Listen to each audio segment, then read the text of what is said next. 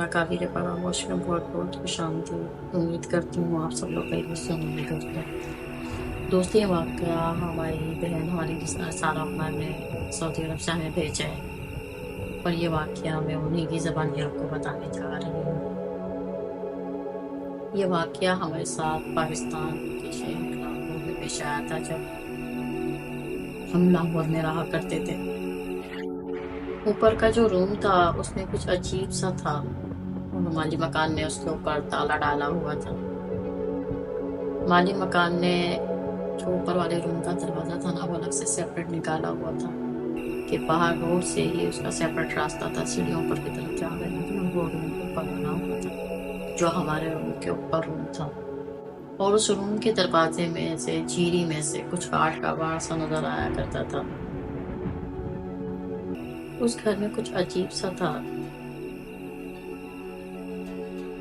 वो बताती हैं कि ऊपर का जो रूम है उसका नमाज पकड़ने ताला लगाया हुआ है। इस दरवाजे की चीरी से झांकने पर अंदर का काठ का बार नजर आता है। वो जो बराबर में सीढ़ियां जा रही थी वो भी तकरीबन 1.5 मंजिला के करीब लंबी थी। पहले सीढ़ियां थी, उसके बाद एक छोटा सा जीना बना हुआ था और इस जीने के बाद दोबारा से सीढ़ियां ऊपर की तरफ जा रही थी और उसका जो दरवाजा था जो दरवाजा था वो एक छोटे से कॉरिडोर के बाद था। उसमें कई सालों से रिहाइश भी नहीं है। वो कमरा सालों से बंद है।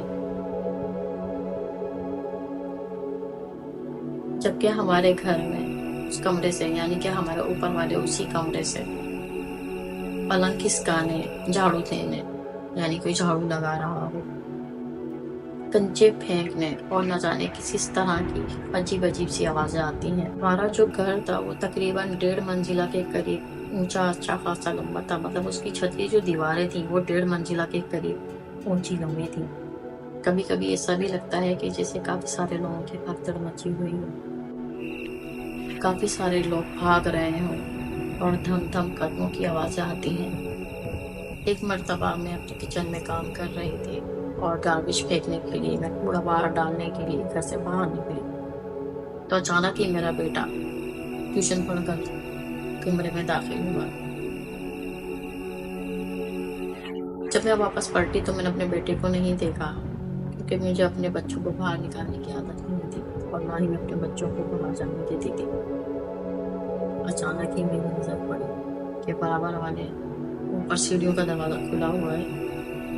मेरा बेटा 6 साल का दरवाजे से झांका तो मैंने देखा कि वो अंधेरे में सीढ़ियां चढ़ रहा। मैंने वहीं सीढ़ियों से नीचे से उसको आवाज दी तो वो चौंक गया। उसको डांट कर बुलाया, उसको घर ले गए। उससे पूछा कि बराबर वाली सीढ़ियों की तरफ क्यों गया। तो उसने बताया कि एक बच्चा मुझे नजर आया जो मेरी ही उम्र का था। वो मुझे देखकर मुस्कुरा रहा था। उसने कहा कि तुम्हारा नाम हरम है। तो मैंने उससे कहा कि तुम्हें मेरा नाम कैसे पता। कहने लगा कि मैं ऊपर रहता हूँ, आओ मेरे साथ खेलो। तो मैं ऊपर चला गया। उसने बताया कि मामा मेरे सर में शदीद दर्द हो रहा है। उसको काफी देर तक दर्द रहा और मैं दुरूद शरीफ पढ़कर उस पर तंग करती रही। मैंने कहा कि अब वो नजर आए तो उसकी तरफ मत देखना, ना ही जाना, ना ही कोई बात करना। एक दिन मेरे शौहर काम पर गए हुए थे तो ऊपर वाले कमरे से जोर जोर से बातें करने की आवाजें आने लगी, जैसे कोई किसी के ऊपर बहस कर रहा हो। ये आवाज हाथापाई तक जा पहुंची और फिर एक बच्ची के रोने की आवाज आने लगी, मदद करो, मदद करो, कोई है, मेरी मदद करो। ये आवाजें सीढ़ियों के शुरू में आने लगी। एक बात मैं आपको बताती चलूं, हमारा जो रूम था वो सेपरेट था, उसका गेट भी सेपरेट था। ये आवाजें जो थी ये सीढ़ियों के शुरू में आने लगी।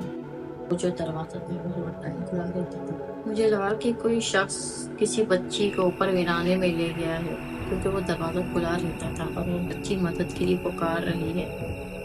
काफी देर तक मुझे हिचका लेने और रोने की आवाज आती रही। बच्ची मुसलसल रो रही थी कि मुझे छोड़ दो, मेरी मदद करो, मुझे जाने दो। उसको मुसलसल धमकाने की आवाजें आती रही। वो शख्स मुसलसल उस बच्ची को धमका रहा था, डरा रहा था। ये आवाजें जो है सीढ़ियों की था जो सीढ़ियों पर जा रही थी, वो सेपरेट दरवाजा था। جب میں دروازے کے قریب پہنچی اور جب میں نے جھانک کر دیکھا تو پہلے سے ہی دروازہ کھلا ہوا تھا۔ اوپر تک سیڑھیوں میں گھنا اندھیرا تھا، کوئی بھی نظر نہیں آ رہا تھا، اور پھر میں سوچ میں پڑ گئی کہ آواز تو بالکل ادھر سے ہی آ رہی تھی، بالکل سیڑھیوں کے شروع میں۔ کشمکش میں تھی کہ آواز واقعی میں یہاں سے آ رہی تھی، کیونکہ اس سیڑھیوں پر سے کبھی بھی ہمیں کوئی آواز وغیرہ نہیں آئی۔ جو بھی معاملات تھے وہ شروع کی حد تک محدود تھے، ہمیں کبھی بھی ان سیڑھیوں میں سے کوئی چہل پہل یا کوئی آواز نہیں ہے۔ میرے پاس ایک کی پیڈ موبائل تھا جس کی روشنی نہ ہونے کے برابر تھی۔ میں واپس پلٹی کہ ادھر تو کوئی بھی نہیں ہے۔ میرے دماغ میں ایک دم سے خیال آیا کہ ایسا تو نہیں ہے کہ وہ میرے قدموں کی آہٹ سن کر اس بچی کا منہ دبا کر اوپر لے گیا ہو۔ سوچ ہی رہی تھی کہ ہلکی سی اس بچی کی پھر سے سسکنے کی آواز آئی اور اچانک ہی بند ہو گئی کہ واقعی میں کسی نے اس کے منہ پہ ہاتھ رکھا ہو۔ اچانک سے میرے کان کھڑے ہو گئے اور میں نے سوچا کہ یا تو کسی کی مدد لی جائے یا پھر میں اپنے ہسبینڈ کو کال کروں۔ دماغ میں میرے یہی خیالات آ رہے تھے کہ ایسا تو نہیں ہے اس شخص کے ہاتھ میں کوئی خنجر وغیرہ ہو، کہیں وہ بچی کو مار کر پھینک نہ دے۔ میں نے آہستہ سے اتر کر باہر سے کنڈی لگا دی اور اپنے کمرے میں آ گئی۔ میری سمجھ میں نہیں آ رہا تھا کہ میں کیا کروں، اور اچانک ہی میں نے ہم فرینڈ پر کال ملائی۔ کافی دیر کے بعد جب پولیس نے کال اٹھائی تو میں نے سب سے پہلے ان لوگوں کو اپنے گھر کا ایڈریس بتایا اور کہا کہ اتنا پریشان اور وہ ہمارے ہی برابر میں سیڑھیوں پر اوپر کی طرف اس کو لے کر گیا ہے۔ میں نے باہر سے کنڈی لگا دی ہے۔ انہوں نے کہا کہ چلیں ٹھیک ہے، ہمیں تھوڑا ٹائم لگے گا۔ اوپر سے پھر اس بچی کے سسکنے اور التجا کرنے کی آوازیں آنے لگی۔ مجھے جانے دو، مجھے جانے دو۔ وہ ہچکیاں لے لے کر رو رہی تھی۔ آوازیں اس قدر درد بھری تھی کہ مجھے اپنی بیٹی کا خیال آ گیا۔ میں بھی بیٹی والی تھی، میری بیٹی 7 سال کی تھی۔ میرا کلیجہ کٹنے لگا اور مجھ سے برداشت نہ ہوا۔ میرے پاس کی پیڈ موبائل تھا، اس کی اتنی روشنی بھی نہیں تھی۔ میں کمرے میں گئی اور میں نے موم بتی جلائی۔ حفاظت کے لیے کچن میں سے ایک چھری اٹھا کر باہر آئی اور آہستہ سے کنڈی کھولی، اور جیسے ہی میں نے کنڈی کھولی تو وہ آواز آنا بند ہو گئی۔ مجھے پکا یقین ہو چکا تھا کہ واقعی میں کوئی شخص ہے جو کسی کی بچی کو لے کر یہاں پر آیا ہے۔ میں طبیعت قدموں پر دم جانے لگی اور پھر سے مجھے اس بچی کے سسکنے کی آواز آنے لگی، اور یہ آواز اوپر کی طرف سے آ رہی تھی۔ اچانک ہی میں آدھی سیڑھیوں تک تقریباً پہنچ گئی۔ کافی گہرا اندھیرا تھا کہ اچانک ہی موم بتی کی لو ٹپٹپانے لگی، جبکہ ہوا نام کی کوئی چیز نہیں تھی۔ بہت گھٹن تھی، نہ ہی روشنی کا انتظام تھا۔ فرش پر کافی گرد جمی ہوئی تھی، سالوں سے وہ گھر یوز میں نہیں تھا۔ گھنا اندھیرا تھا، میرے ہاتھ میں جو موم بتی تھی اسی لو ٹمٹمانے لگی تو میں پریشان ہو گئی۔ یہاں تو ہوا نام کی کوئی چیز ہی نہیں ہے، مگر میرا دھیان پوری طرح اس بچی کے اوپر ہی تھا۔ ایسا لگ رہا تھا کہ کوئی انجانی طاقت مجھے آگے کی طرف دھکیل رہی ہے۔ موم بتی کی لو مسلسل ٹمٹما رہی تھی، ہل رہی تھی۔ دماغ معاوضہ ہو کے تاریں آہستہ آہستہ اس آواز کی طرف بڑھ رہی تھی۔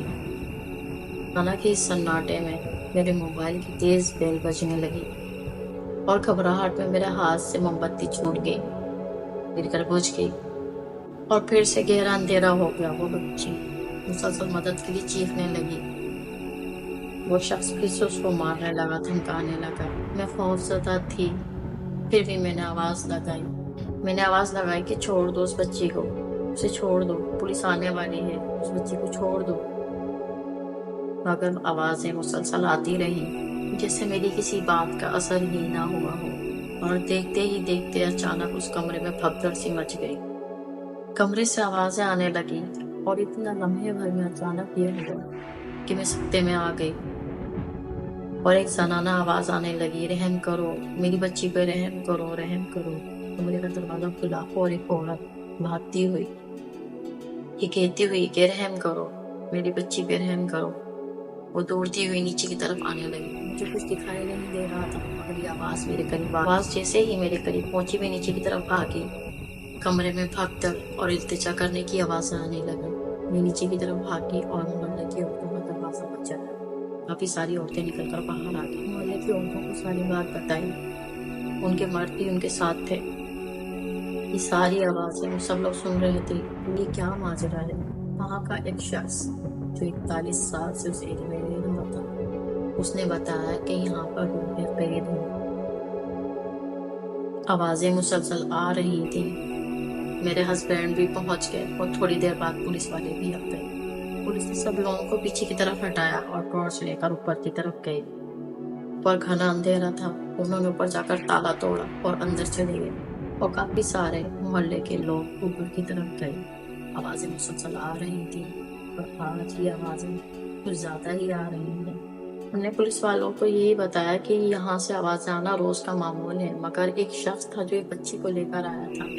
पुलिस वालों ने कहा कि अगर कोई शख्स किसी बच्ची को लेकर आया था तो वो किधर गया? ऊपर ही था ना वो।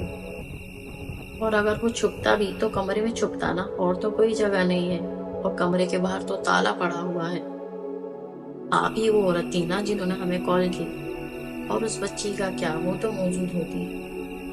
हमने कमरे का ताला तोड़कर अंदर जाकर सब कुछ छान मारा, मगर अंदर कुछ भी नहीं है।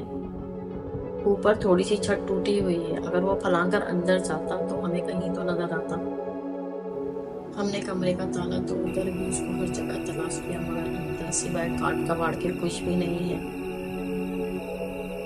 थोड़ी ही देर के बाद माली मकान भी आ गया। पुलिस वालों ने वो दरवाजा बंद कर उसको सील कर दिया, उसमें ताला डाल दिया। वो बताती है कि हमें अब आदत हो गई है और आज भी हम उसी घर में रहते हैं। रात होते ही पूरी गली में सन्नाटा और खामोशी छा जाती है और रात 11 बजे के बाद से रोजाना उस घर में उसी तरह के अजीब अजीब वाकयात पेश आते हैं। कामिल से पता करवाया तो वो कहने लगा कि सदियों पहले इस जमीन पर जायदाद के चक्कर में चचा ने अपने बड़े भाई के गले पर छुरी फेर दी और उसकी बीवी और उसकी बच्ची का गला दबाकर मार डाला और उसी जमीन में दफन कर दिया। उसके ताया का एक बेटा भी था और वो गांव में काम किया करता था। उसको मरवाने के लिए उसने कुछ बंदे भेजे। उसका एक बेटा भी था, उसको मरवाने के लिए उसने कुछ बंदे भेजे तो खुशकिस्मती से वो बच निकला। उसे अपनी माँ और बहन का बदला लेना था। वो छुपता फिरा और एक दिन उसका चचा यही समझा कि उसे भी मार दिया गया होगा। वो सुकून की नींद इस घर में सो रहा था। वो सीधा यहाँ पहुंचा और अपने चचा कातिल के पास आकर उसने कुल्हाड़ी से उसके जिस्म के टुकड़े टुकड़े कर दिए। उसके बाद वो बेचैन रूहें नहीं फिर रही हैं। वो यहाँ से जाना नहीं चाहती और जो शख्स कोई भी उनको यहाँ से निकालने की कोशिश करेगा उन्हें बहुत भारी नुकसान उठाना पड़ेगा। लिहाजा आप लोग अपने काम से काम रखें और उन्हें यहीं रहने दें। बढ़ते हैं वाकई की तरफ।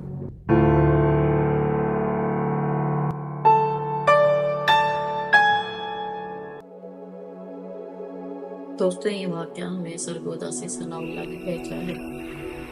वो बताते हैं कि मैं 17 साल से एक होटल में मजदूरी कर रहा हूँ और जहाँ पर मैं मजदूरी करता हूँ वहाँ पर मैं सुबह 11 बजे से लेकर रात 11 बजे तक मजदूरी करता हूँ, काम करता हूँ और उसके बाद घर आ जाता हूँ। अक्सर कुछ मुआवजे के लिए, कुछ रकम के लिए मुझे वहाँ पर 3-3 बजे तक रुकना पड़ता है और रात को मैं अक्सर टिकट लेकर ही घर जाता हूँ।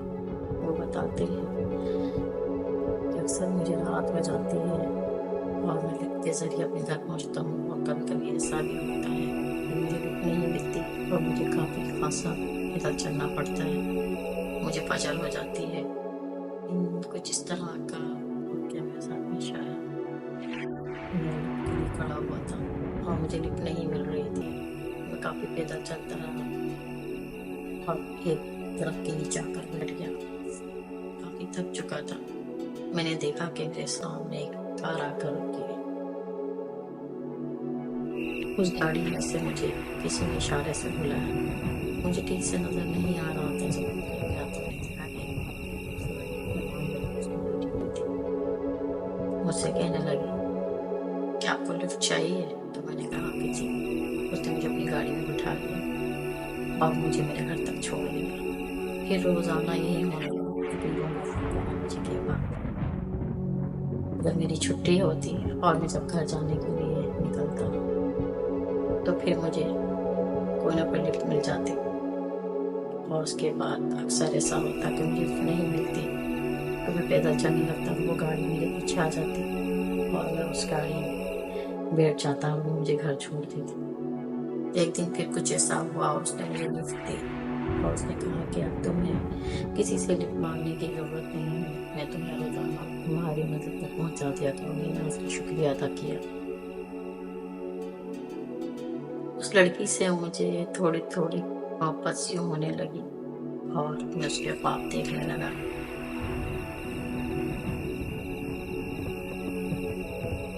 ایک رات میں پھر سے اپنے ہوٹل سے کام کاج سے فارغ ہوا اور اس کے بعد جب میں جانے لگا تو وہ اپنی بتائی ہوئی جگہ پر مجھے ملی اور میں ہمیشہ کی طرح اس کی گاڑی میں بیٹھ کر اس کے ساتھ گھر کے لیے روانہ ہو گیا.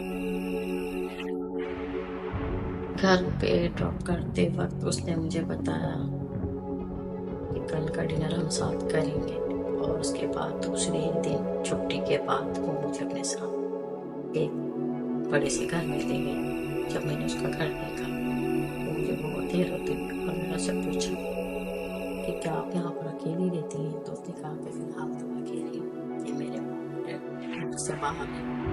فی الحال میں یہاں پر اکیلی رہتی ہوں. یہ سلسلہ بھی کافی دن چلتا رہا اور تقریباً میں 2 سے 3 بار وہ مجھے اپنے گھر پر لے جاتی. ہم بیٹھ کے کھانا کھاتے چائے پیتے اور اس کے بعد وہ مجھے میرے گھر پر ڈراپ کر دیتی. مجھے صرف اس بات کا ڈر تھا کہ اگر میں نے اسے اظہار کیا تو وہ مجھ پر ناراض ہوگی کہ تمہاری اتنی اوقات کہاں سے آئی تو مجھے پرپوز کرو. کیونکہ وہ ایک امیر گھرانے کی لڑکی تھی اور میری ہمت نہیں ہوتی تھی کہ میں اس کے آگے کچھ کہوں. ایسا ہی ایک رات واقعہ پیش آیا. میں جب ہوٹل سے نکلا اور اس کے بعد پھر میں اس کی گاڑی میں بیٹھ کے گھر جانے لگا تو ایک بار پھر اس نے اپنے گھر لے جانے کی فرمائش کی اور میں اس کے ساتھ اس کے گھر چلا گیا. ہم نے پھر کھانا کھایا اور ہم بیٹھ کر باتیں کر رہے تھے. اچانک سے دروازے کی بیل بجی اور جیسے ہی اس نے وہاں پر جا کر دروازہ کھولا تو میں نے دیکھا کہ وہ اٹھ کر دروازے کے پاس گئی. دروازہ کھولا تو گولیاں چل رہی اس کے سینے پہ اس کے ماتھے پہ کافی گولیاں لگی. اس بھگ دڑ میں جا کر کہیں چھپ گیا. کسی کو ڈھونڈ رہے تھے. اس کے بعد ان میں سے ایک لڑکا میرے پاس آیا. اس نے میرے سر پہ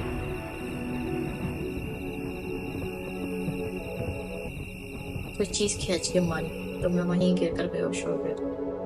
جب مجھے صبح ہوش آیا تو میں خالی پلانٹ پہ پڑا ہوئی تھی جس میں جھاڑیاں تھیں اور میں جھاڑیوں میں ہی تھا. میں اٹھ کر بڑی ہمت کر کے وہاں سے نکلا اور گھر پہنچا. اس بات کا ذکر میں نے گھر میں کسی سے بھی نہیں کیا. 2 دن کے بعد میں ہوٹل گیا. مجھے ڈر تھا مجھے پولیس پکڑ کے نہ لے جائے. اس کا ذکر اپنے دوست سے کیا. اس کو بتایا. اس نے مجھے اس کے نمبر پر کال کرنے کا کہا. جب میں نے اس نمبر پہ کال کی تو وہ نمبر کسی کے استعمال میں ہی نہیں تھا. جب ڈرتے ڈرتے ہم اس لوکیشن پر پہنچے تو میں نے دیکھا کہ وہاں پر کوئی سا گھر ہی نہیں تھا. میرے دوست نے کہا کہ تمہیں یقین ہے کہ یہ وہی علاقہ ہے جہاں پر تم آتے. میں نے کہا کہ ہاں یہ وہی علاقہ ہے. وہاں پر ایک گھر تھا جس سے میں 7-8 بار آیا ہوں.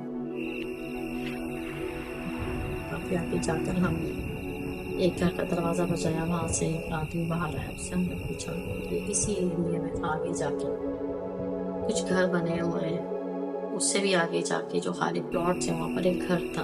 تو اس نے کہا کہ یہاں پر آگے جا کے جہاں پر پلاٹس کا پتا نہیں ہے تو کوئی گھر ہی نہیں ہے. سالوں سے کوئی گھر نہیں ہے. جب میں نے یہ سنا تو میرا سر چکرانے لگا. میرے گرتے گرتے بچا.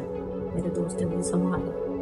اس نے کہا کہ ایسا کرتے ہیں کہ میرے والد صاحب کچھ دم درود وغیرہ کرتے ہیں، ان سے جب میں پوچھتے ہیں کہ کیا معاملہ ہے، میرا دوست مجھے اپنے والد صاحب کے پاس لے گیا اور انہوں نے ہمیں بتایا کہ شکر کرو بیٹا تمہاری جان بچ گئی۔ اس کے والد صاحب نے بتایا کہ بیٹا تمہیں اللہ تعالیٰ نے بچا لیا، اللہ جانے میں کوئی بدلو تھی کیا تھی جو تمہیں اپنے ساتھ لے کے جاتی رہی اور تم اسے ساتھ جاتی رہی، اس رات تم نے کھانا نہیں کھایا، وہاں تم رکے اور رات کے ہی پہر میں تمہیں چھوڑ دیا کرتی تھی، اس کے ساتھ کیا معاملہ تھا، اس کو کس نے قتل کیا یہ تو اللہ ہی جانتا ہے۔ اس واقعے کو کافی سال گزر گئے اور یہ واقعہ میں ابھی تک فراموش نہیں کر پایا۔ یہ کا واقعہ ہمارے لیے اپنے واقعات میں اسکرین پر دیے گئے واٹسپ پر شیئر کر سکتے ہیں۔ جو نیا آنے والے لوگ ہیں میرے چینل کو لائک کرنا، سبسکرائب کرنا، بیل آئیکن کو بھی پریس کر دیں تاکہ میری ساری نوٹیفیکیشن آپ تک پہنچ سکے۔ آؤں گی پھر سے لوٹ کر ایک اور نیا قابل فراموش واقعے کے ساتھ، جب تک اپنا بہت خیال کرتے رہیں، اپنی دعاؤں میں مجھے ایسے ہی یاد کرتے رہیے گا۔ اللہ حافظ۔